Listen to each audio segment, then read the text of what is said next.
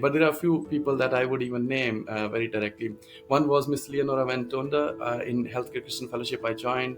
That lady was like a mother to me, and she was really like very kind. She taught me how, as a Christian, to behave. How what it means to be a Christian in any field of the way. Then in Pakistan, there is Reverend Samuel Gill. In the spiritual terms, he was very much my mentor and still is. Many times I still call him, even from here. One, Dr. Harun Laldin, he was the director for the Kunhar Christian Hospital. Even when I teach now, I often tell my class that that man has played whatever is in me in terms of practical administration side. 50% of that comes from Dr. Harun Laldin. And then two more people I would say, yeah, two more people I would say. Dr. Danny Cho, one of my mentor in Kyrgyzstan, academically for me to grow, because I was not an academic while I was in Pakistan. I was in business administration mainly. So for me to get into the academia to learn how to teach, I was doing it with a job granted to me. So I was assistant professor at the university, but I had no training whatsoever.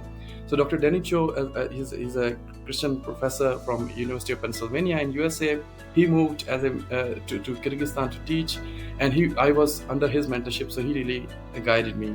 And then in research term, lastly, Professor Jose Arturo Garzarias, he was my PhD supervisor. And now he's my line manager at the University of Derby.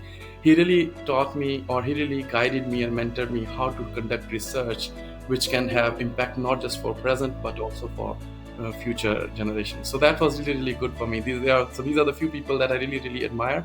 Yunus Laldin, and I even spoke to him. I was a hospital administrator, and I called him and I said, I'm stuck on this. I want to get some advice. And the advice he gave me advice, but he didn't give me advice either. So it was a very, very interesting conversation I had with your uncle.